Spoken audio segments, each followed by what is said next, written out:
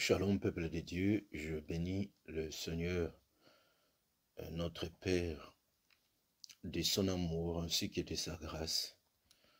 Lui qui renouvelle chaque fois, chaque instant, chaque jour, son souffle de vie dans nos vies pour nous permettre à être comptés parmi les vivants.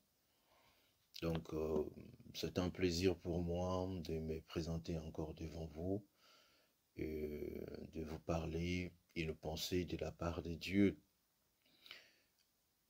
La parole de Dieu est notre nourriture, la parole de Dieu est la source de notre bénédiction.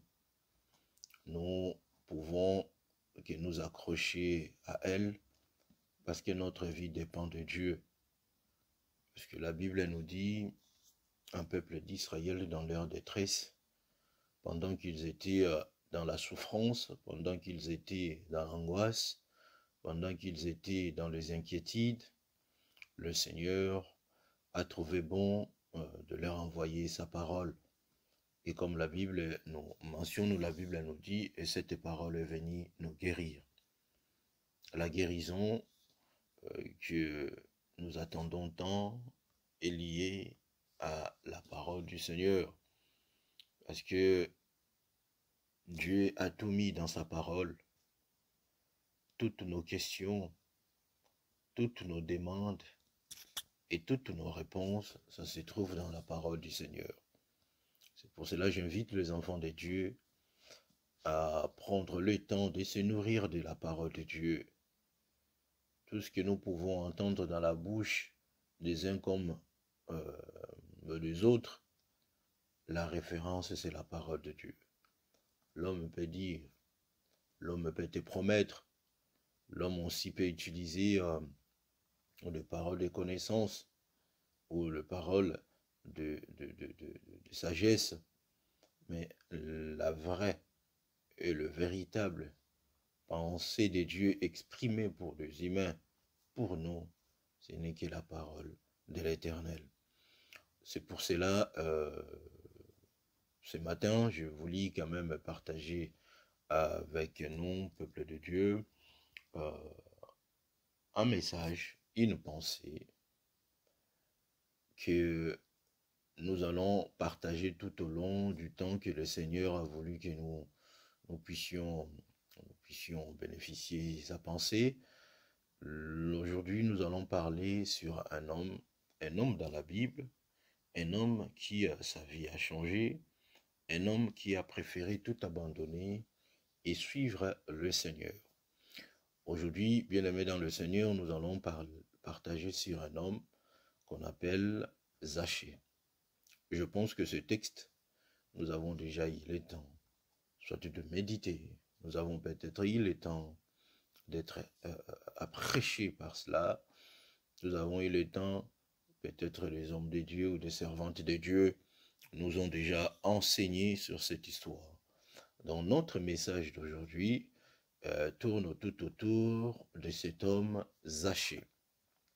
C'est pour cela le thème, notre thème, je l'ai intitulé « Descends, car il faut que je demeure aujourd'hui dans ta maison. Descends, car il faut que je demeure aujourd'hui dans ta maison. » Ça, c'est la phrase de notre Seigneur Jésus-Christ vis-à-vis de cet homme Zachée.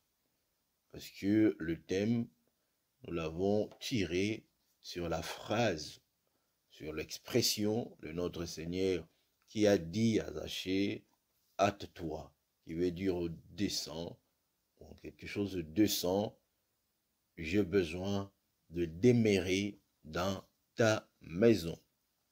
Ces textes, nous l'avons tiré dans le livre de Luc, Évangile Saint Luc, Luc 19, 1er au 10e verset. Luc chapitre 19, 1er au 10e verset.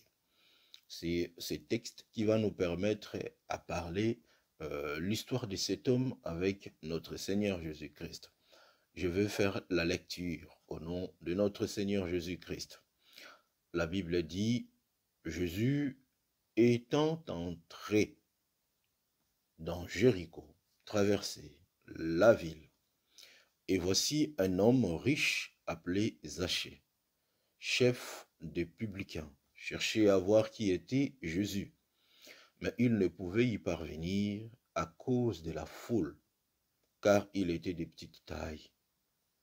Il courut en avant et monta sur un sycomore pour le voir, parce qu'il devait passer par là. Lorsque Jésus fit arriver à cet endroit, il leva les yeux et lui dit, « Zachée, hâte-toi de descendre, car il faut que je demeure aujourd'hui dans ta maison. » Zachée se hâta de descendre et il aurait su avec joie. Voyant cela, tous murmuraient et disaient, « Il est allé loger chez un homme pécheur. » Mais Zachée se tenant devant le Seigneur, il lui dit, « Voici, Seigneur, je donne aux pauvres la moitié de mes biens, et si j'ai fait tort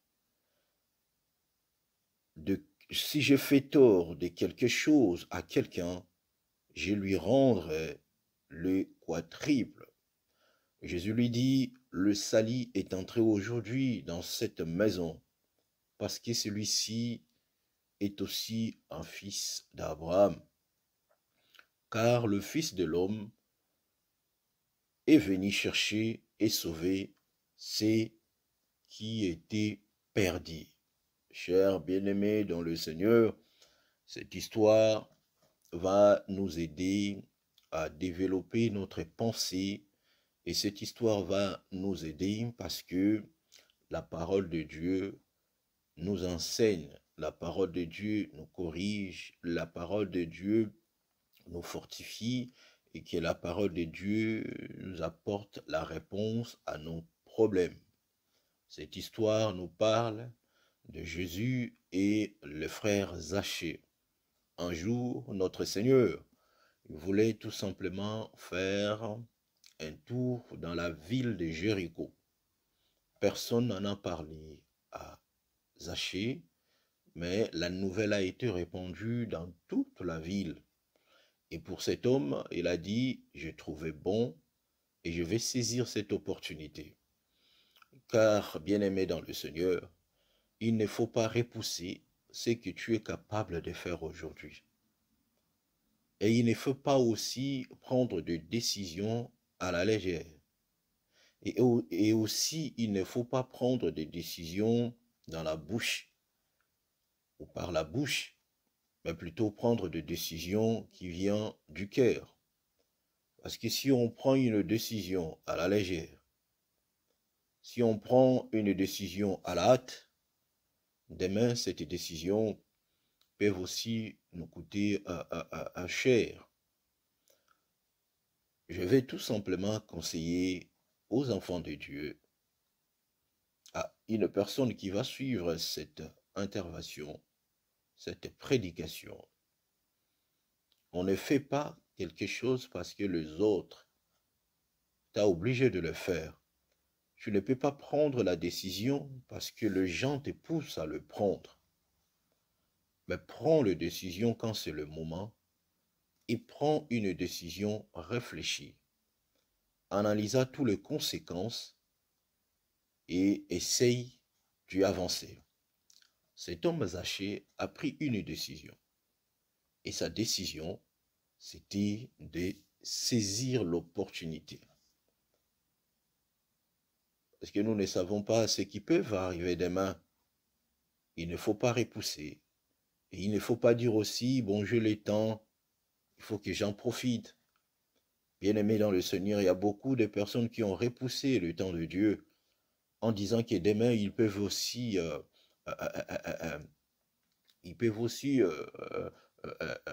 saisir l'opportunité. Mais demain, pour eux, c'était tout simplement un moment difficile. Demain, pour eux, peut-être c'était tout simplement leur mort.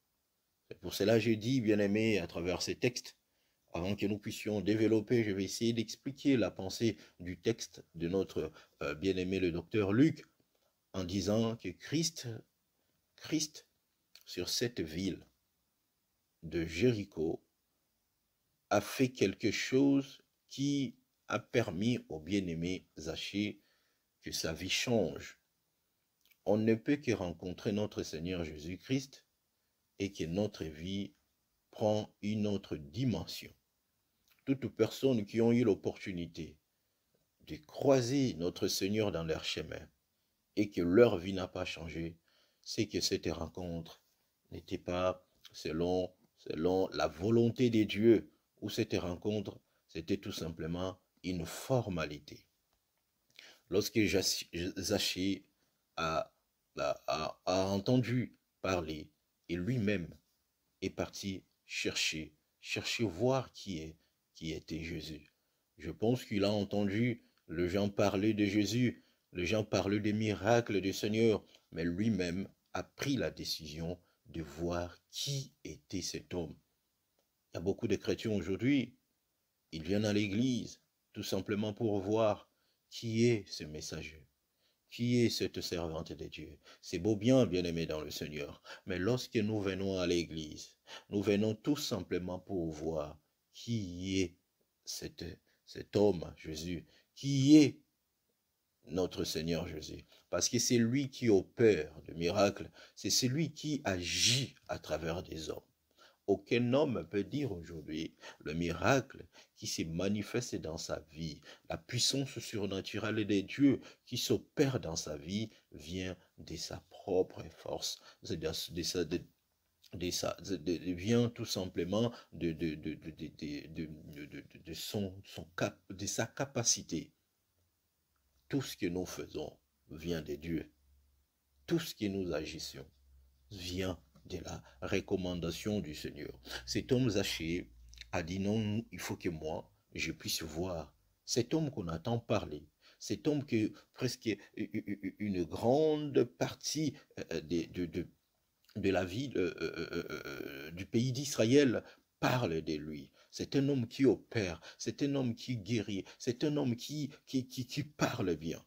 Et Zachée lui-même, il a pris cette décision. Il est parti chercher Dieu. Il est parti chercher qui est Jésus. Oh bien-aimé dans le Seigneur, il faut que nous puissions prendre la décision de chercher Dieu. De les chercher non parce qu'on nous a obligés. De les chercher non parce que ma collègue ou une sœur ou un frère qui est juste à côté de moi est parti chercher Dieu. Moi aussi j'essaye quand même d'en profiter derrière cela. Non, bien-aimé, il faut prendre la conscience et prendre une bonne décision que moi, dans ma vie, je vais chercher le Seigneur. On peut que chercher le Seigneur par sa parole. On ne peut que chercher notre Dieu à travers une vie de prière. C'est très, très important, bien-aimé. Tu peux chercher l'homme. Tu viens aujourd'hui, tu cherches l'homme de Dieu. Il va prier pour toi. Mais à un moment, quand tu rentres chez toi, l'homme de Dieu ne serait pas avec toi. Tu peux aller chercher une servante de Dieu ou un ministre de Dieu. Prier pour lui. Prier pardon pour toi. À un moment, chacun va rentrer chez eux. Mais même si chacun va rentrer chez eux, mais il y a une personne que toi tu as cherchée.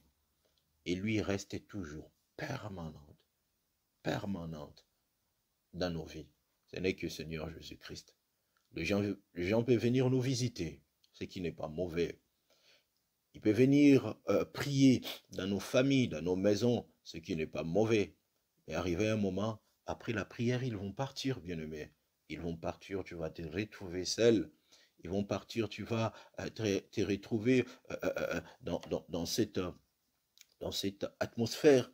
Mais il y a une personne, quand tu le cherches, il ne part jamais. Quand tu le cherches, il est toujours là. Il est toujours là.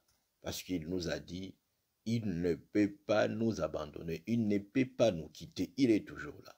C'est pour cela, les bien-aimés, Zaché, il a compris, il faut que je cherche cet homme à qui il ne me quittera jamais. C'est pour cela, je vais tout simplement dire à quelqu'un, bien-aimé, vous pouvez chercher le miracle et à un moment, le miracle va partir. Vous pouvez chercher la prophétie, à un moment, la prophétie va partir. Vous pouvez chercher peut-être le richesse. À un moment, le richesse vont partir. Mais il y a quelqu'un qui ne part jamais. Il y a quelqu'un qui est toujours là. C'est notre Seigneur Jésus-Christ. C'est pour cela que j'aimerais tout simplement, bien-aimé, que nous puissions être comme ce bien-aimé Zaché. Il n'avait pas besoin de chercher le miracle de Dieu, mais il est venu chercher Dieu. Beaucoup de chrétiens qui vont dans des églises pour chercher le miracle de Dieu, pour chercher la prophétie de Dieu à la place de chercher Dieu qui donne la prophétie. Ils cherchent des miracles à la place de chercher le Dieu qui opère les miracles.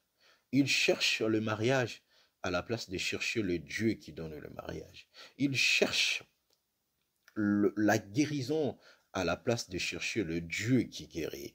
Donc nous avons renversé la donne et ce qui fait de sorte que la personne qui est venue chercher tout simplement un miracle à l'église, les jours où il va trouver le miracle, il va partir et il va cesser de prier. Pourquoi? Parce que son objectif, c'était le miracle. Son objectif, peut-être, c'était l'enfant. Son objectif, c'était, par exemple, la guérison. Son objectif, c'était, par exemple, quelque chose qui manquait dans sa vie. Bien-aimé, dans le Seigneur, j'aimerais tout simplement nous dire, nous sommes censés et nous devons comprendre ceci, que nous ne prions pas pour le miracle de Dieu. Nous ne prions pas pour des choses passagères, mais nous prions tout simplement pour le Dieu qui donne toutes ces choses.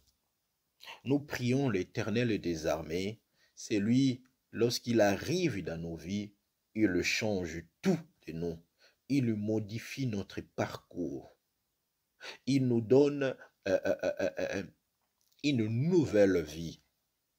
C'est pour cela, bien-aimé dans le Seigneur, le bien-aimé Zaché n'a pas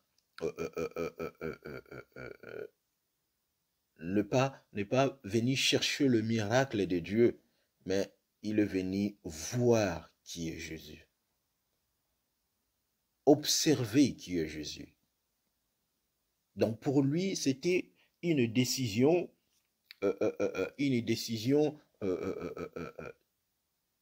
c'était une bonne décision. Pourquoi? Parce qu'il savait que sa rencontre avec cet homme va changer beaucoup de choses. Dans sa vie, il avait tout réussi, parce qu'il était un républicain, de collecteur des impôts. Donc, il avait de l'argent, il avait une bonne vie, il se réjouissait de sa vie, mais il lui manquait quelque chose. Bien-aimé, vous pouvez avoir une jolie famille, un bon couple, vous pouvez tout avoir. Aussi longtemps vous n'avez pas Christ, il vous manque une chose. Il vous manque quelque chose aussi. Dans la vie de Zaché, c'était ça. Zaché, dans sa vie, il avait presque tout réussi, mais sauf la vie éternelle. Sauf la personne de Christ dans sa vie. C'est pour cela, lorsqu'il a entendu parler que Christ va traverser cette ville, il a saisi l'opportunité. Lui, un homme riche, il a mis à côté sa richesse, tout simplement pour voir la personne qui manquait dans sa vie. Il n'est pas venu chercher peut-être la richesse auprès de notre Seigneur parce qu'il était déjà riche. Mais il est venu chercher la vie éternelle. Lorsqu'on vient à l'église, lorsque nous nous approchons dans nos églises, la toute première chose, nous sommes censés de savoir, nous venons à l'église pour chercher la vie éternelle. Nous venons à l'église pour voir la personne de Dieu. Nous venons à l'église pour les choses d'en haut. Nous venons à l'église pour l'éternité. Mais beaucoup aujourd'hui, ils sont engagés à servir Dieu avec un objectif qui est des choses de ce monde. Je ne suis pas contre les choses de ce monde parce que nous tous, nous avons besoin. Nous tous, nous en avons aussi besoin. Mais j'aimerais tout simplement nous aider à comprendre que dans la vie, pour nous les chrétiens, c'est très très important, premièrement, de chercher le Dieu qui opère à la place de l'opération de Dieu, de chercher le Dieu qui donne à la place de donner des dieux. Parce que le jour où vous allez prendre ce que vous en avez besoin, vous allez partir et vous allez abandonner le Seigneur. Cet homme Zachée, il a utilisé tous les moyens possibles pour voir le Seigneur. C'était pas facile pour lui. C'était pas facile pour lui. Mais tellement il avait pris une décision ferme, il ne pouvait pas retourner chez lui sans voir le Seigneur des armées. Donc, peu importe les obstacles dans sa vie, ce bien-aimé a brisé tout obstacle, a surmonté toute épreuve pour que sa vie puisse être changée. C'est pour cela notre thème, comme j'ai dit, descend, car il faut que je demeure dans ta maison.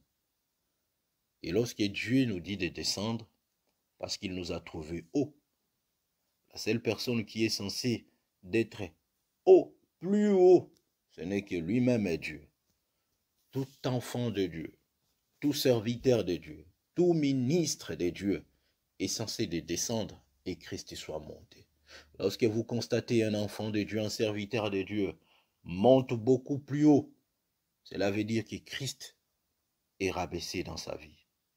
Mais lorsque nous sommes baissés, Christ est monté encore plus haut. Parce que notre vie, tout simplement, est censée de lever le Seigneur. Or, Christ était en bas, Zachée sur un arbre que nous allons développer petit à petit. Le Seigneur la regarde la vie et l'a dit, non Zachée, il faut que tu descends. Pour que moi, le Seigneur, je demeure dans ta maison, il faut que tu fasses cet exercice de descendre. Bien-aimé dans le Seigneur, si vous voulez voir le miracle et vivre la puissance surnaturelle de Dieu, descends. Faites descendre votre vie. Et lorsque votre vie est descendue, c'est à ces moments-là le Christ va demeurer dans ta maison qui est ton corps, qui est ta vie, qui est ton foyer. Or, demeurer signifie rester quelque part ou, en quelque sorte, c'est loger pendant longtemps quelque part aussi. Demeurer, rester quelque part, y être pendant longtemps, vivre longtemps dans un endroit. Or, lorsque Christ disait à Zachée que je vais demeurer aujourd'hui dans ta maison, et Christ ne parlait pas directement de la maison que Zachée avait construite, mais il parlait de la maison de Zachée, qui est son corps. Le Dieu d'Abraham, le Seigneur des Seigneurs, il veut demeurer dans notre maison, qui est rien d'autre que notre corps. Dans la vie de beaucoup de personnes, Christ ne demeure pas dans leur cœur. Il demeure tout simplement dans leur bouche. Il demeure tout simplement dans leur manière de s'habiller, mais non dans leur cœur. Le Seigneur des armées a besoin de demeurer dans nos vies. Il a besoin de demeurer dans nos cœurs. Parce que lorsqu'il demeure dans nos cœurs, il prend contrôle de notre maison et il dirige notre maison. C'est pour cela, tout au long de ce message, nous allons parler des 3 petits points. Et parmi les 3 petits points, nous allons parler du bien-aimé Zaché, nous allons parler de la foule et nous allons parler de l'arbre du sycomore. Ces 3 éléments qui constituent la vie de cet homme. Et ces 3 éléments qui vont nous aider, bien-aimés dans le Seigneur, à comprendre le message de le docteur Luc 19. Et dans le premier point, le bien-aimé Zaché, nous savons que Zaché, son nom en grec signifie un ancien. Et en araméen signifie le juste. Cet homme qui est juste, cet homme qui est un ancien, sa vie professionnelle l'a égaré de sa vraie identité. Comme il y a beaucoup de personnes, lorsqu'ils commencent à voir beaucoup d'argent, beaucoup de richesses, il y en a tant d'autres qui se sont égarés du chemin de l'Éternel. Ça a été le cas de cet homme Zaché. Étant que juste, étant qu'un enfant d'Abraham, un fils d'Abraham, mais sa vie professionnelle l'a égaré. Comme il y a tant d'autres personnes aujourd'hui, la richesse, le bien matériel nous égare. Il y a beaucoup de personnes qui sont égarées tout simplement pour le succès, pour la gloire, pour le renommée. Le bien-aimé Zaché a été égaré dans sa vie de républicain, un collecteur d'impôts. Tout le temps, sa vie est liée à l'argent. Il touchait l'argent. Il respirait l'argent. Parce que le matin au soir, il est toujours là présent, en train de récolter de l'argent. Parce que c'était son métier. Je ne sais pas pendant qu'il le faisait, mais selon ma Bible qui nous dit, lui-même il a reconnu aussi, il avait aussi soit abusé de gens, comme tout collecteur d'impôts, surtout nous en Afrique, comment des collecteurs des impôts fassent souffrir nos mamans, nos papas, qui essayent quand même de s'organiser, réussir dans la vie, mais ils sont toujours là pour abuser d'eux. Ils sont toujours là pour ne fût-ce que les étouffer à s'épanouir. Le bien-aimé Zaché était pareil, un républicain, un collecteur d'impôts. Mais un jour, ce bien-aimé a voulu changer sa vie. Il a dit qu'il ne pouvait pas rester comme ça. Il doit saisir cette opportunité. Comme vous qui me suivez à cet instant, j'aimerais tout simplement nous dire, il faut saisir cette opportunité. Lorsque dans ton entourage on te parle de Jésus, lorsque une personne t'a donné une invitation pour aller dans une église, tu ne vas pas à l'église pour voir comment est composée cette église. Tu ne vas pas à l'église pour voir comment est l'homme de Dieu ou la servante de Dieu, mais tu viens à l'église pour voir Jésus. Et lorsque on a compris cela, je ne peux pas regarder de gauche à droite, parce que ce que je peux voir de gauche à droite risque de m'influencer à changer ma décision. ce que je peux voir dans nos communautés, toutes sortes de bêtises qui s'effacent dans la vie des hommes de Dieu, servantes de Dieu, dans la vie de fidèles, peuvent jouer aussi, peuvent être un handicap, peuvent m'empêcher de bien voir le Seigneur. Moi, l'objectif, c'est de voir le Seigneur. Peu importe ce qui se passe à gauche, peu importe ce qui se passe à droite, pardon. Moi, j'ai besoin de voir qui est Jésus, qui est cet homme. C'est très important, bien-aimé dans le Seigneur, et c'est très important. C'est pour cela, le jour où le bien-aimé Zachée a rencontré le Seigneur Jésus-Christ, tout a changé dans sa vie. Il n'était plus Zachée le républicain, mais il est devenu Zachée le disciple de Jésus. Pourquoi? Parce que notre rencontre avec le Seigneur change tout.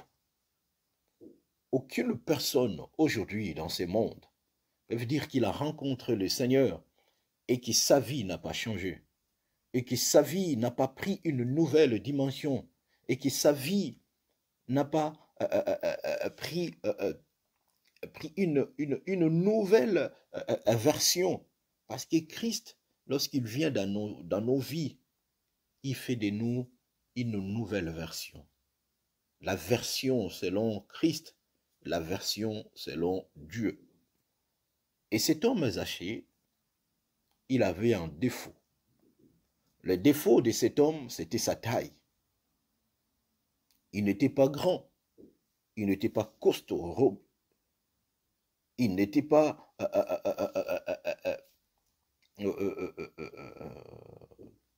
il n'avait pas une taille, une bonne taille. Mais la taille des bien-aimés Zachée lui faisait un défaut. Mais malgré sa taille, cela n'a pas empêché à cet homme d'affronter la foule. Cela n'a pas empêché à cet homme de chercher, de créer une opportunité pour voir le Seigneur. Comme il y a d'autres personnes, vous allez remarquer que non, on l'a interdit quand même d'aller à l'église, de servir Dieu, à la place de continuer de prier. Il y aura d'autres personnes qui croisent les bras. C'est que j'aime toujours dire aux enfants de Dieu, peu importe les circonstances, ne nous est pas favorable, on ne nous a pas fermé la bouche. Et comme l'homme ne peut pas me fermer la bouche, même dans ma chambre, même dans le salon, j'ai toujours l'opportunité de prier, de parler avec mon Seigneur. Donc le bien-aimé Zachée, il n'était pas costaud. Et sa taille lui faisait défaut. Et parlant, je vais dire tout simplement, la taille des Zachée, selon le développement et la pensée des dieux, symbolise nos défauts. Parfois, nos défauts nous empêchent, bien-aimés dans le Seigneur, de bien voir le Seigneur. À cause de notre taille, beaucoup d'enfants de Dieu ont du mal à voir le Seigneur dans sa grandeur, dans sa puissance, à cause de notre taille spirituelle. La taille que je parle, ce n'est pas la taille physique, mais la taille spirituelle. Et que cette taille qui nous fait défaut, c'est tout simplement, en quelque sorte, notre mauvaise conduite. C'est pour cela, le bien-aimé Isaïe nous a dit dans Isaïe 59, premier, la main de Dieu n'est pas courte pour intervenir. Mais ce qui nous empêche, ou ce qui nous bloque, ce n'est que nos défauts, notre taille notre taille d'une vie de péché qui empêche le Seigneur. Le péché qui empêche Dieu d'agir. C'est le péché qui nous empêche de voir le Seigneur. On ne peut que voir le Seigneur dans toute sa grandeur, dans toute sa puissance, lorsque nous avons enlevé à nous cette vie de péché. On ne peut qu'avancer avec le Seigneur lorsque nous avons pris une décision de travailler notre taille. De travailler notre taille. Bien-aimés dans le Seigneur, nous tous, nous avons des défauts quelque part ou dans certains domaines. Mais il ne faut pas s'arrêter là en disant que moi je suis toujours faible dans tel domaine.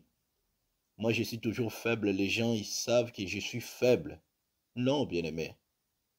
Aussi longtemps vous avez reconnu votre faiblesse, travaille sur ça. Essaye par tous les moyens de créer une opportunité qui va tout changer dans votre vie.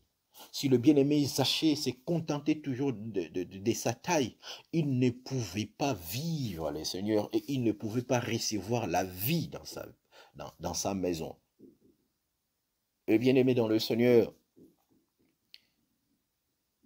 la taille spirituelle qui nous fait défaut aussi, c'est lié par la manque d'une vie de prière et la manque de la vie, de la méditation à la parole de Dieu.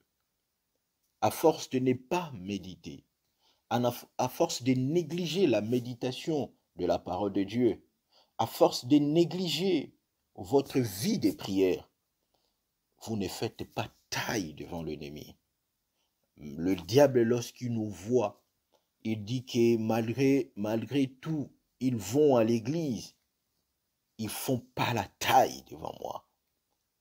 Je vais prendre un exemple. Il y a des fois, les diables se trompent par rapport à la taille physique. Notre force et notre puissance est liée à la taille spirituelle. Je vais prendre un exemple biblique. L'histoire du géant Goliath avec notre bien-aimé David. Tous nous connaissons bien cette histoire. Pendant que Goliath se contentait de sa taille physique, David se contentait de sa taille spirituelle. Costaud qu'il était, le géant Goliath, armé qu'il était, il disait que David ne faisait pas la taille devant lui. Mais il a oublié.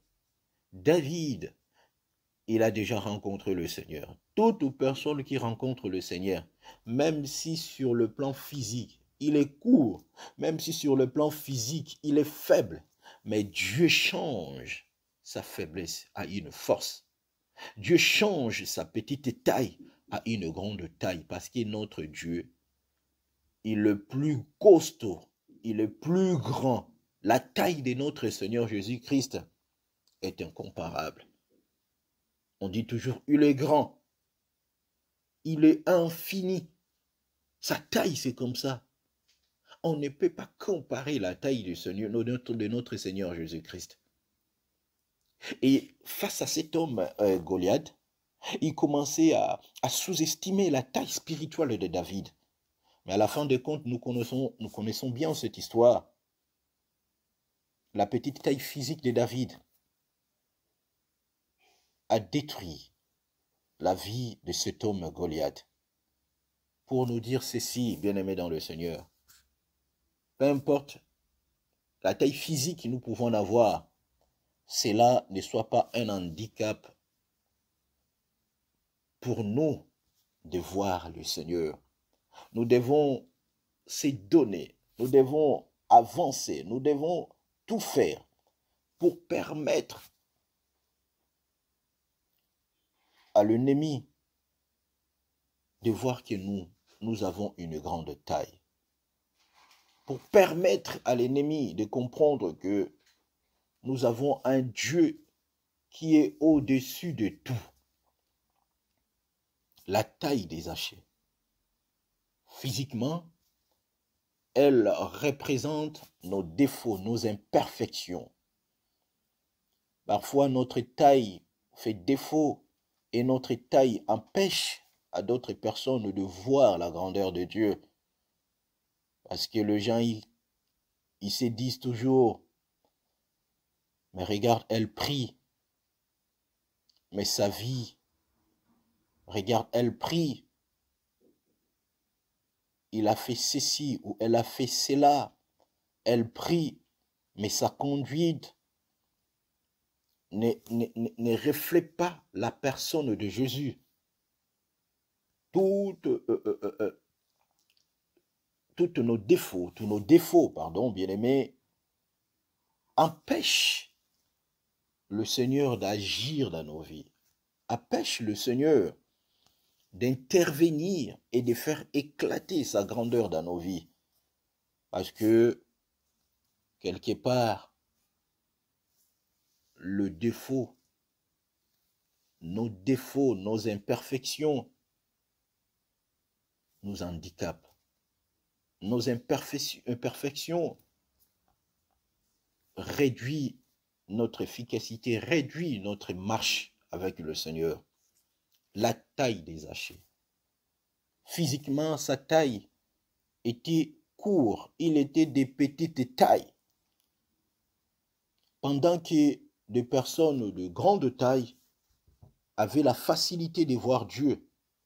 Mais Zachée aussi l'a dit, il faut que moi je voie cet homme.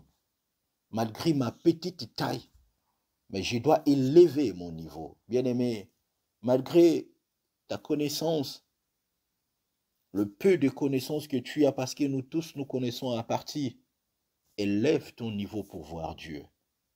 Élève ton niveau dans la vie des prières. Élève ton niveau dans la vie de la méditation de la parole de Dieu pour voir Dieu dans toute sa grandeur, pour voir l'Éternel agir et intervenir dans nos vies. Cet homme, il n'a pas regardé sa taille, sa petite taille, mais il a créé une opportunité.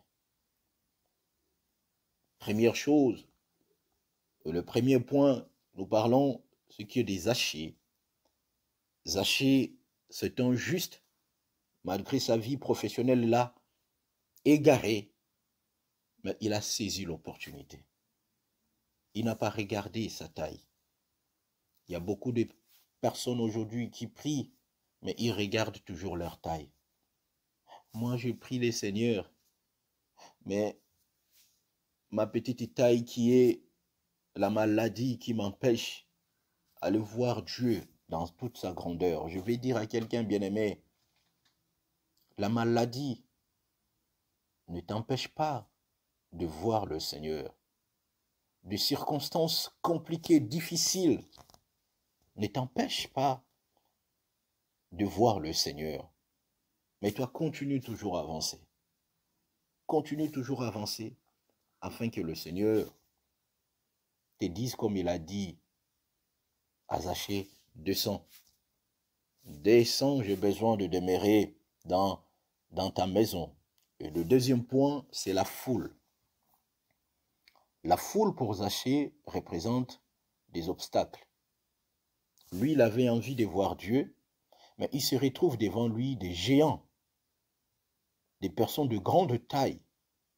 Il ne pouvait pas aussi leur dire, est-ce que s'il te plaît, laissez-moi passer parce que j'ai besoin de voir le Seigneur. Je suis un homme de petite taille. Il pouvait aussi dire cela, mais personne ne pouvait lui laisser la place parce que tout le monde avait besoin de voir Dieu. Donc d'où c'est à lui de créer une place, de créer un espace, que beaucoup de chrétiens aujourd'hui ont du mal à créer un espace, même spirituel, tout le temps au travail, ce qui n'est pas mauvais, mais tu n'arrives pas à créer un espace pour Dieu, tout le temps en voyage, tout le temps occupé, mais tu n'arrives pas à créer un espace pour Dieu. La foule, pour Zachée, c'était un obstacle à surmonter. Mais Zachée, lui, il a créé un espace qui va lui permettre de vivre la gloire de Dieu. Nous ne pouvons pas, bien-aimés dans le Seigneur, fuir les obstacles et nous ne pouvons pas baisser les bras, que les obstacles ne nous empêchent pas d'atteindre notre salut. Le bien-aimé Zachée, il a dit, aujourd'hui c'est mon salut. Peu importe la foule qui est immense, mais moi je dois créer ma petit espace. Bien-aimé, crée une petit espace dans ta vie, juste pour passer un moment d'intimité avec Dieu. Je sais bien, la vie en Europe, c'est difficile. On sort le matin pour rentrer le soir. Quand on rentre, le corps est fatigué comme si tu te fais tabasser. Mais crée tout simplement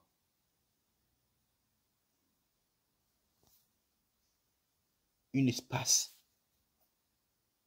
pour prier. Crée un espace tout simplement pour méditer la parole de Dieu.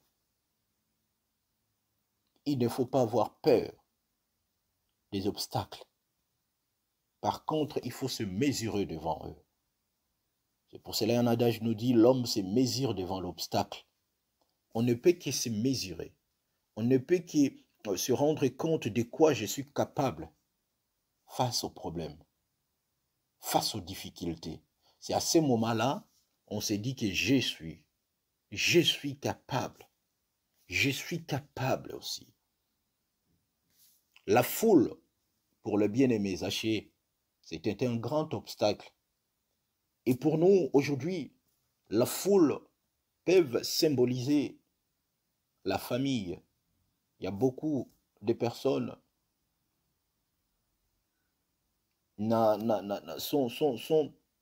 n'arrivent plus à créer cet espace de prier à cause de la famille.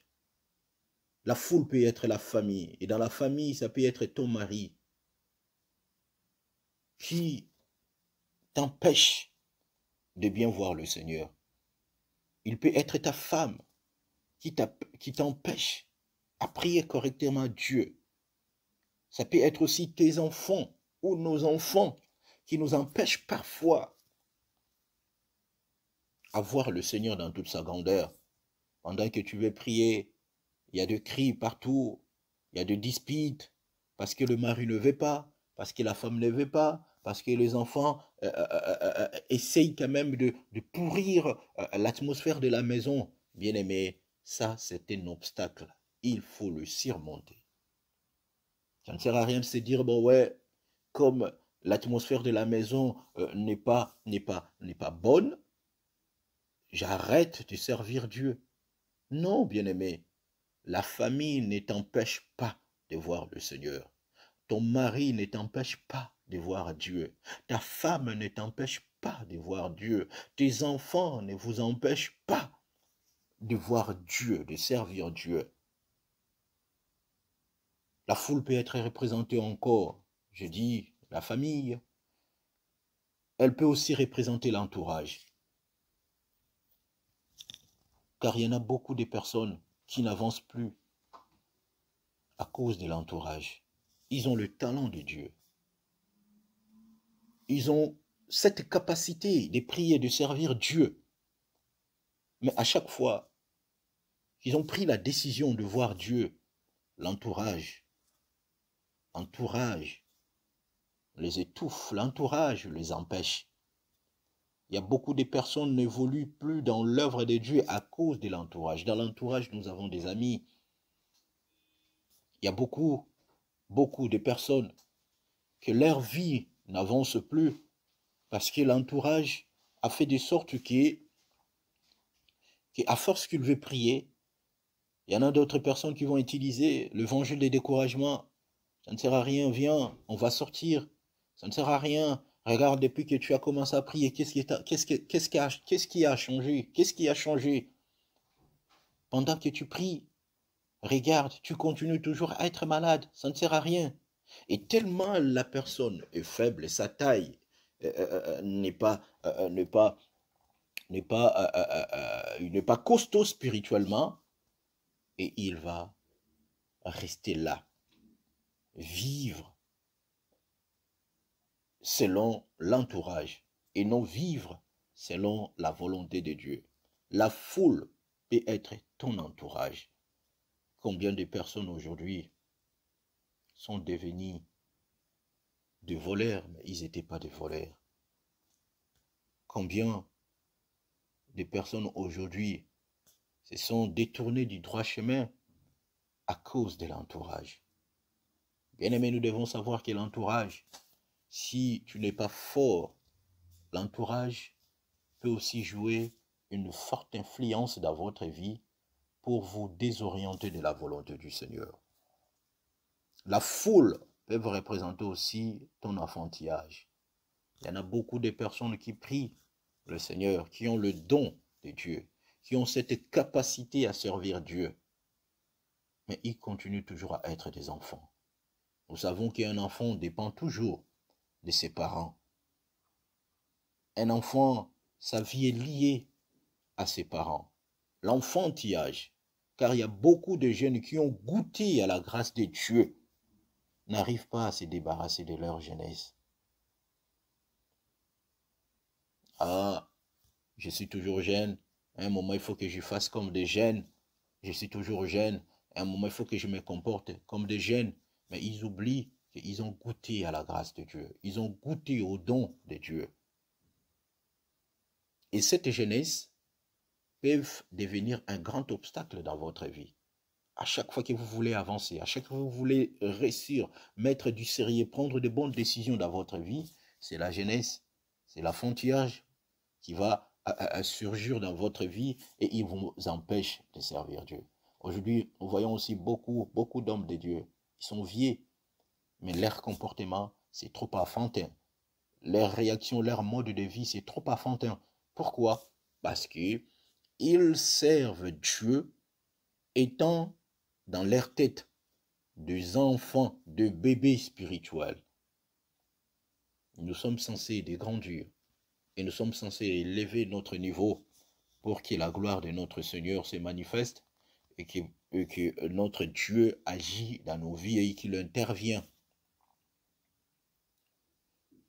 Et la foule peut être aussi le travail professionnel. Bien-aimés, dans le Seigneur, le travail professionnel n'est pas un péché, car c'est une activité qui nous permet aussi à survivre. C'est une activité qui nous aide à satisfaire nos besoins. Nos besoins charnels, peut-être mettre des provisions à la maison pour manger, acheter des habits. C'est très important. C'est très important, le travail professionnel. Mais il y en a d'autres personnes que le travail professionnel est devenir un obstacle pour leur croissance. Et tellement ils commencent à aimer beaucoup plus l'argent que Dieu, et l'amour de l'argent l'a conduit à commettre des erreurs. J'aimerais tout simplement dire, travailler c'est bien, mais lorsqu'on commence à voir l'amour de l'argent, sache-le très bien petit à petit, ça va vous éloigner de Dieu. Et quand je regarde surtout ce qui se passe en Europe, les gens courent du matin au soir. Il y a d'autres personnes ce qui n'est pas mauvais, ils ont 2 boulots, 3 boulots. Mais à la fin des comptes, on se plaint toujours. À la fin des comptes, on se dit toujours, malgré mes 3 travails, malgré mes 2 boulots, mais je n'arrive même pas à s'en sortir. Vous remarquerez, la personne, il a donné son temps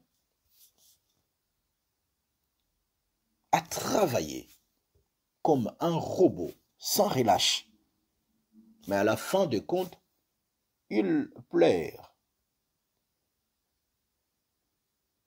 Et sa vie spirituelle, il s'est éloigné de Dieu à cause de l'amour de l'argent. Bien-aimé, je ne suis pas contre le travail. Mais je vais tout simplement dire que le travail ne soit pas un obstacle pour votre croissance spirituelle. Vous allez voir même d'autres personnes et même sollicitent à l'entreprise. Moi, je vais travailler le dimanche parce que j'ai besoin de gagner double. Parce que le week-end paye mieux. Vous constaterez à la semaine, elle n'est pas dans la prière. Et le dimanche aussi, la personne ne prie pas. Donc cela veut dire que toute la semaine, la personne ne donne pas ne fût-ce qu'une minute ou un temps à Dieu, focalisé au travail. Et cet obstacle immense qui est le travail détruit beaucoup de vie spirituelle des enfants de Dieu. Parce que l'homme ne serait jamais satisfait. Même si vous gagnez des millions, vous aurez toujours besoin de gagner d'autres. L'homme est insatisfait. C'est la nature de l'homme. Tu peux avoir besoin des millions. On te donne des millions aujourd'hui, demain tu auras besoin des milliards. Si tu as des milliards demain, tu as encore demandé d'autres. Ça, c'est la nature de l'homme.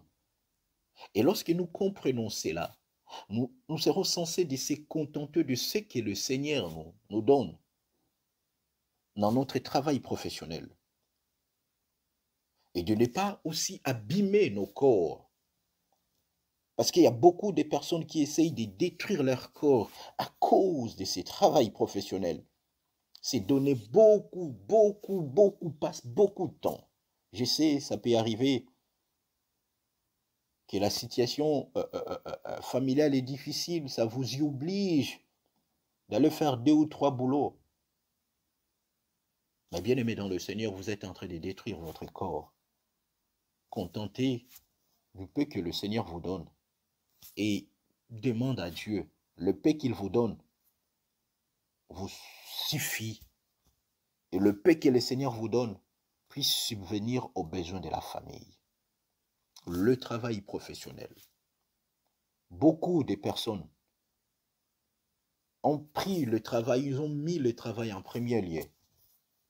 Et Dieu est rétrogradé. Vous allez constater que même pour prier, la personne a du mal à prier. Venir à l'église, ils ont du mal à venir à l'église. Pourquoi? Parce que je travaille dur ces derniers temps. Bien sûr, tu travailles dur pour gagner, subvenir aux besoins de votre famille. Est-ce que spirituellement aussi, vous travaillez dur pour protéger votre famille? L'argent ne protège pas, bien-aimé. Le travail professionnel ne protège pas nos familles. Lorsqu'un danger peut arriver, c'est Dieu qui protège et que c'est Dieu qui garde. Cet homme Zaché s'est pas contenté de la foule. Il s'est pas contenté de son travail professionnel parce que le prévané, comme il était républicain, et son travail l'a éloigné des dieux. Il n'était plus juste selon son nom. Et la richesse qu'il avait, il y en a d'autres qui l'a pris par le bien mal acquis. Mais le jour où cet homme a rencontré le Seigneur, il a dit, si j'avais fait tort à quelqu'un, je le rembourse au quadruple. Si j'avais fait tort à quelqu'un, parce qu'il avait fait tort à d'autres personnes, pendant sa vie professionnelle, pendant son travail professionnel. Mais le jour où le Seigneur est venu dans sa maison, le bien-aimé Zaché est devenu une nouvelle personne. Bien-aimé dans le Seigneur, je mérite tout simplement dire dans tout ce qui est de la foule, que aucune chose sur cette terre devienne un obstacle pour notre vie chrétienne. Ni la maladie, ni des problèmes de couple, ni des situations compliquées. Je vous l'ai dit, aucune chose peut devenir un obstacle. Mais par contre, ces choses-là devienne un moyen qui va vous permettre à élever encore votre taille. Si vous ne faisiez pas taille face à la maladie, maintenant élève ta taille spirituelle pour faire baisser la maladie et que vous obtiendrez la guérison. Le troisième point, c'est l'arbre qu'on appelle sycomore. Pourquoi le bien-aimé Zachée, pour voir le Seigneur, est monté sur cet arbre? Selon la pensée de Dieu, selon l'histoire de cet arbre sycomore, cet arbre est une espèce d'arbre de grande taille. L'arbre des sycomores, en fait, c'est un arbre de grande taille. Donc lui, Zachée de petite taille, pour voir Dieu, il est censé d'aller grimper sur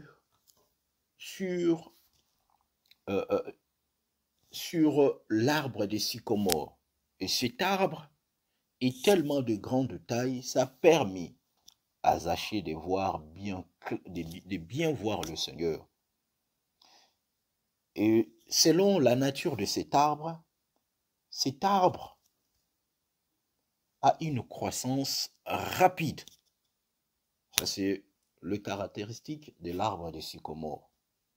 C'est un arbre de grande taille.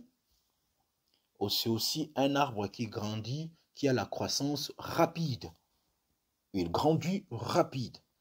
Donc, pour le bien-aimé Zachée, il a dit, malgré ma taille, je dois grimper.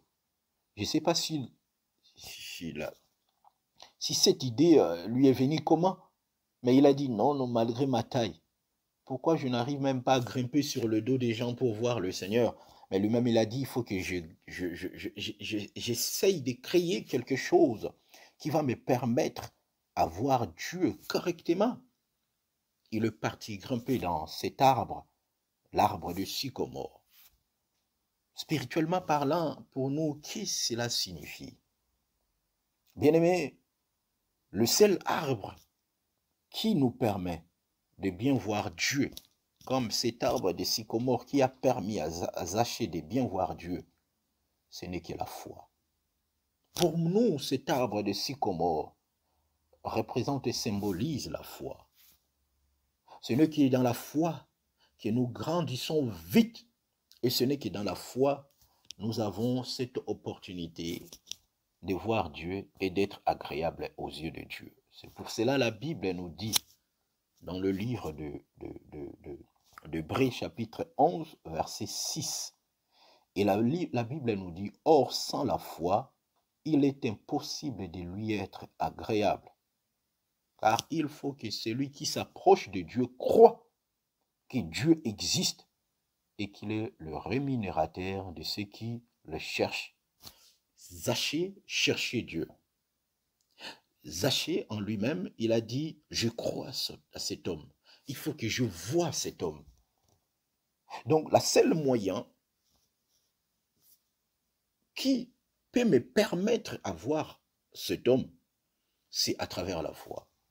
Bien-aimés, nous voyons Dieu à travers la foi. Or, la foi vient de ce qu'on entend vient de la parole de Dieu. On peut écouter la parole de Dieu, mais si il n'y a pas la foi de ce que nous écoutons, spirituellement parlant, nous ne pouvons pas voir Dieu. Et le Seigneur ne peut pas demeurer dans notre maison. Nous disons tous, nous avons accepté Jésus par la foi. Nous avons vu Christ par la foi. Nous faisons tout par la foi. Donc la foi pour nous, c'est un poumon. La foi pour nous, c'est une base qui nous facilite la tâche, peu importe nos imperfections, peu importe nos petites tailles, d'aller beaucoup plus haut, Dieu avancer et de vivre le miracle et la grandeur de Dieu. C'est pour cela, chers bien-aimés dans le Seigneur, par la grâce de Dieu, je verrai tout simplement dire aux enfants de Dieu, j'aimerais tout simplement dire aux enfants de Dieu de comprendre ceci, que la foi pour nous, c'est l'arbre de sycomore. car elles nous permettent de monter pour voir Dieu, de monter pour que le Seigneur nous voie aussi. Car Dieu nous voit par la foi. Et nous voyons aussi Dieu par la foi. Et lorsque Zachée a grimpé sur cet arbre, ça permet automatiquement à Dieu, Christ, de le voir. Et lorsque Christ l'a vu, il a dit, descends, car j'ai besoin de demeurer dans ta maison. Nous, les chrétiens d'aujourd'hui, nous voyons notre Seigneur Jésus-Christ par le moyen de la foi. L'arbre des sycomores qui, je dis, symbolise la foi pour toute personne qui veut voir le Seigneur. Si nous voulons voir le Seigneur, bien-aimés, on peut que voir Dieu par la foi. Et on peut que aussi vivre, grandir vite à travers la foi. Parce que l'arbre des sycomores, c'est un arbre qui grandit vite. C'est un arbre qui nous facilite la tâche de surmonter, de contourner les obstacles. Une personne qui a la foi a cette capacité de contourner les obstacles, d'affronter les obstacles. Parce que la vie terrestre est remplie des obstacles. Mais si nous parviendrons à vivre aujourd'hui, si nous parviendrons à résister, si nous parviendrons à continuer à avancer, c'est par la foi. C'est à travers la foi. Et c'est la foi qui fait briser tout obstacle qui se présente dans nos vies. Ça peut être la déception, ça peut être le dégoût, ça peut être de plaire. Mais grâce à la foi, on arrive à surmonter tout ça. Que le bien-aimé Zachée,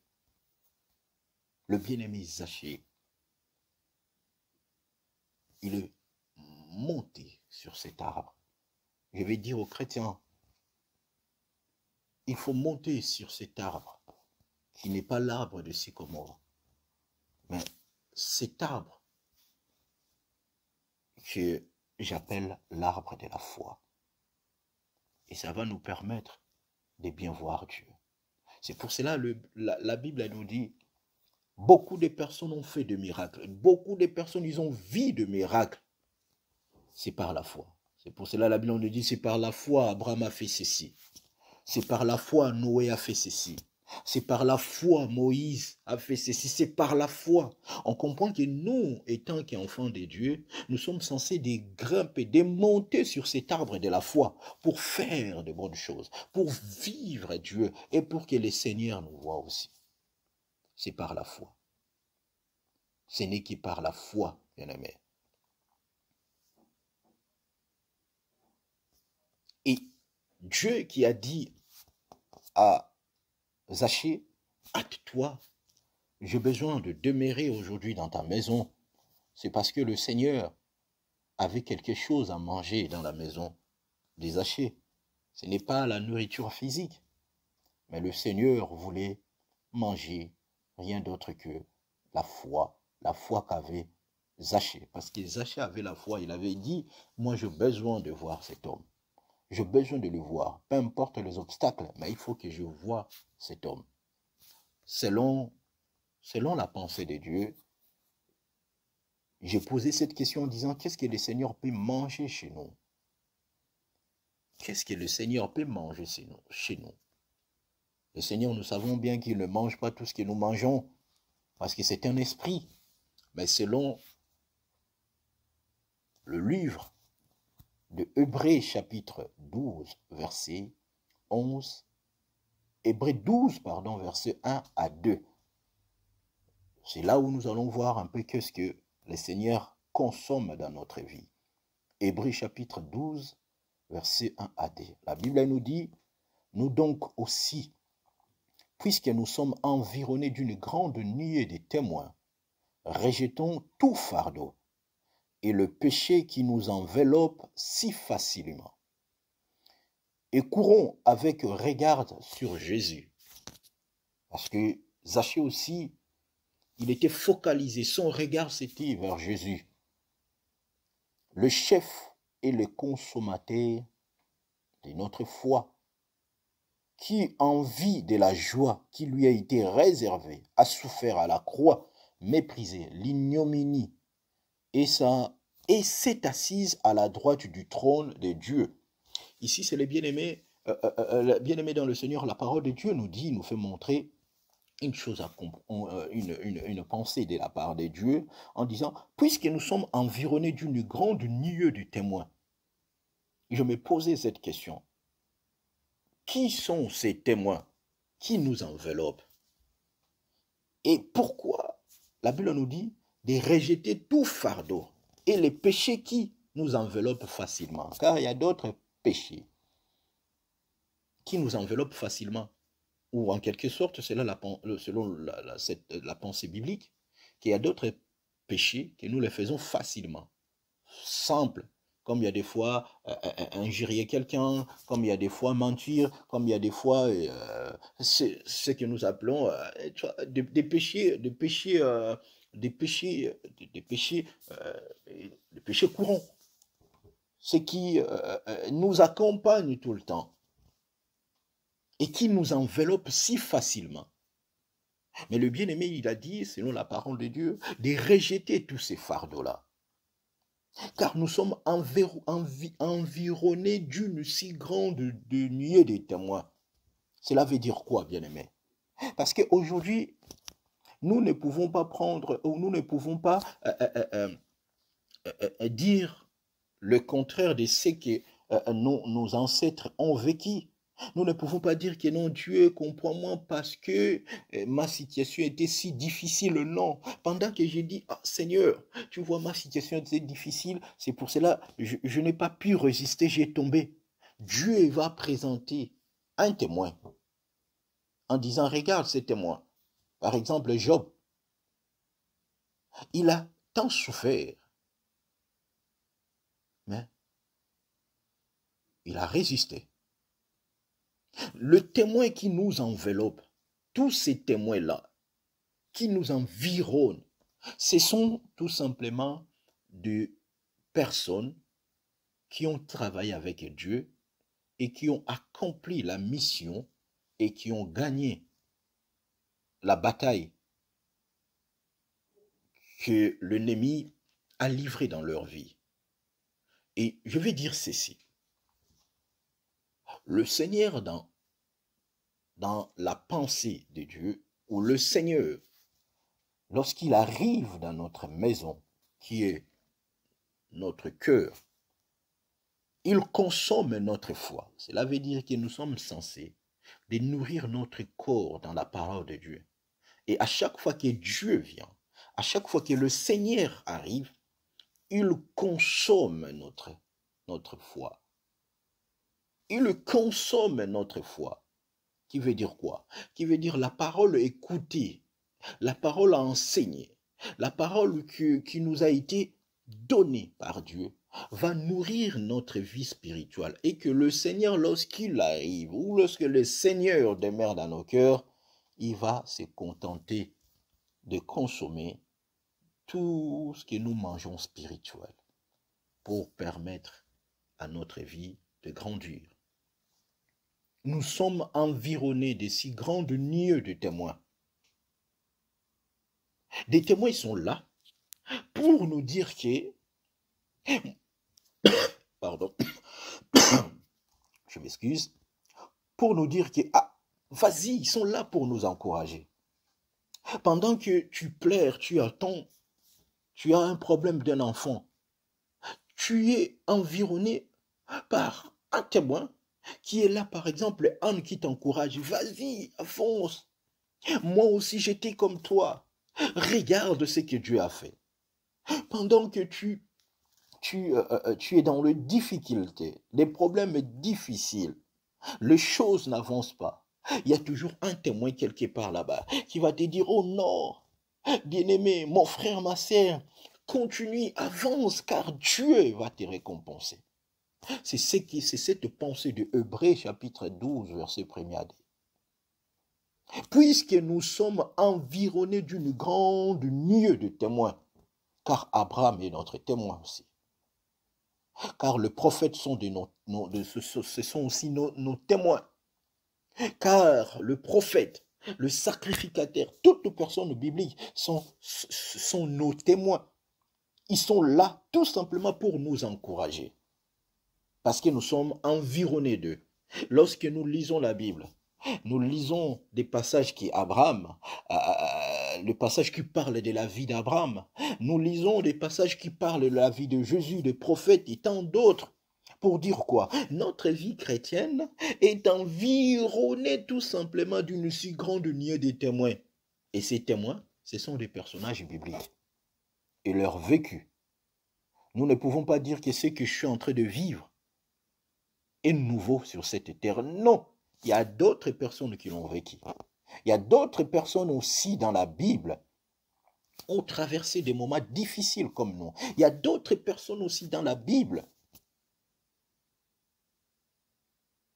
qui ont traversé pour nous dire, bien-aimés, il n'y a rien de nouveau sous le soleil. Le problème que vous traversez, ce n'est pas nouveau. Il y a aussi un témoin qui a déjà passé par là. J'encourage les enfants de Dieu qu'il n'y a aucune chose, il n'y a rien qui puisse nous empêcher de voir le Seigneur. Rien, rien qui nous empêche de voir le Seigneur.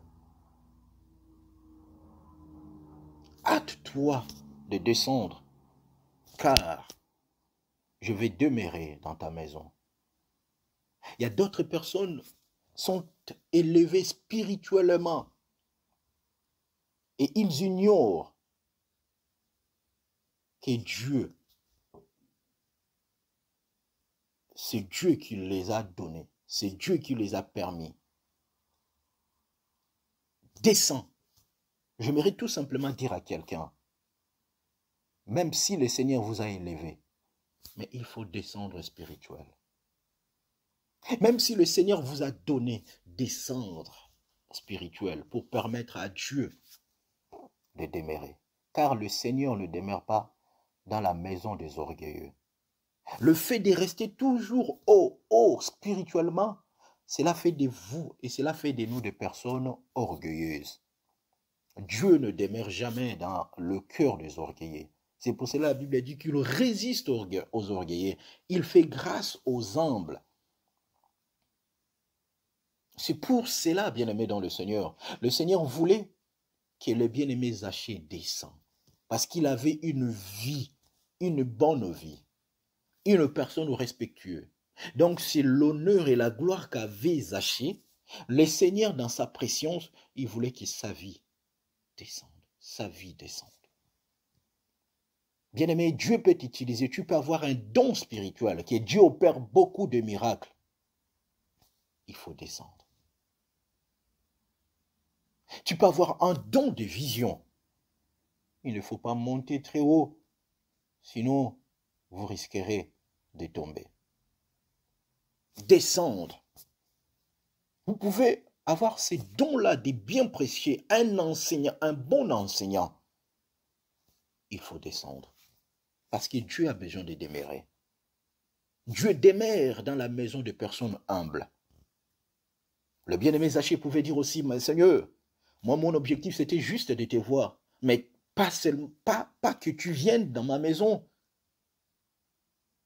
Mais Zachée a invité Dieu. Et Christ est entré dans la maison des Zachée. Et lorsque Dieu est entré dans la maison des Zachée, Zachée a donné tout ce qu'il avait pris aux gens. Il a remboursé cela. Pour dire quoi? Lorsque le Seigneur arrive dans nos vies, toutes mauvaises choses que nous avons faites, nous sommes censés de le libérer. Nous sommes censés de se libérer de tout cela pour que le Seigneur demeure en nous. Hâte-toi. L'histoire de cet homme Zachée nous sert de leçon et nous sert à quelque chose. Parce que lui, qui était un homme riche, lui qui avait presque tout, ça lui manquait la vie éternelle. Jusqu'à ce qu'il a décidé de voir Dieu. Bien-aimés dans le Seigneur, prenons cette décision de voir le Seigneur. Si vous n'avez pas encore eu le temps de donner votre vie à Dieu, il ne faut pas se contenter parce que vous avez de l'argent. Il ne faut pas se contenter parce que vous avez une belle vie. Vous pouvez avoir une belle vie. Sans Jésus, votre vie ne sert à rien. Vous pouvez avoir un bon poste, mais sans Christ, votre poste ne sert à rien. Donc Zachier l'a compris cela. Qu'il a dit dans sa vie, il veut que le Seigneur soit au centre, malgré sa richesse. C'est pour cela, bien-aimé dans le Seigneur, la pensée que Dieu m'avait mis à cœur de partager avec nous. Pour clôturer ce message, je dirais ceci. Dieu s'est nourri de notre foi, à travers les fruits de nos lèvres qui confessent son nom, c'est-à-dire la louange et l'adoration. Hébreux 13, 14 à 15 nous dit, car nous n'avons point ici-bas des cités permanentes, mais nous cherchons celle qui est à venir.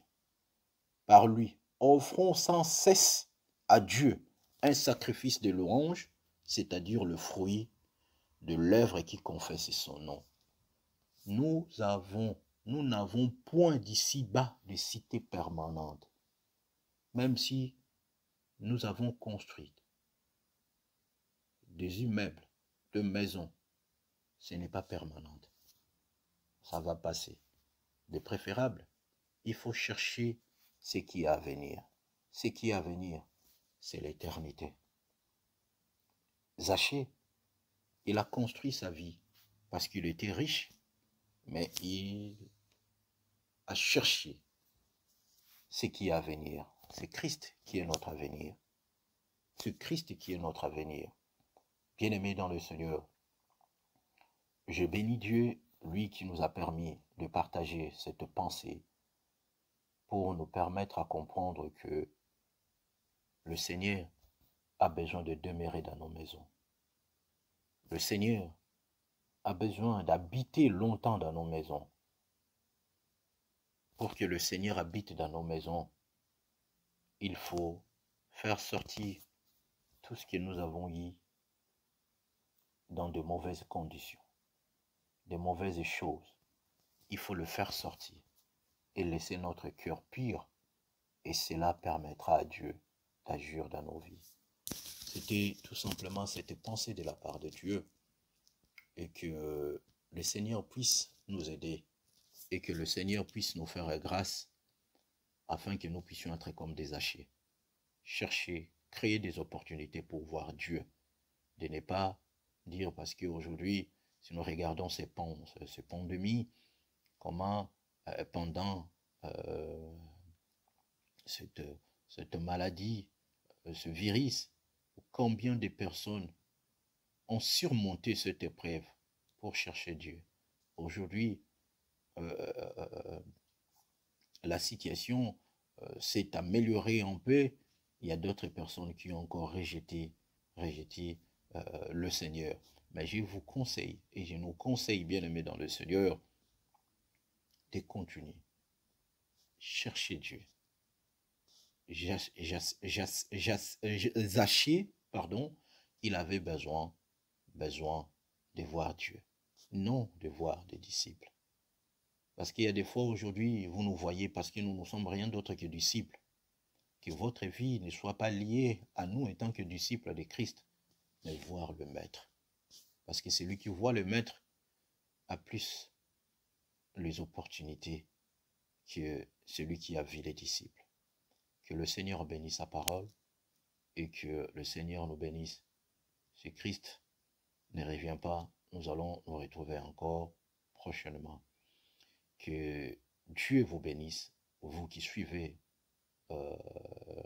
ces messages, que la grâce de Dieu, que la puissance de l'Éternel puisse accomplir ce qui est le désir de votre cœur. Soyez bénis et demeurez bénis.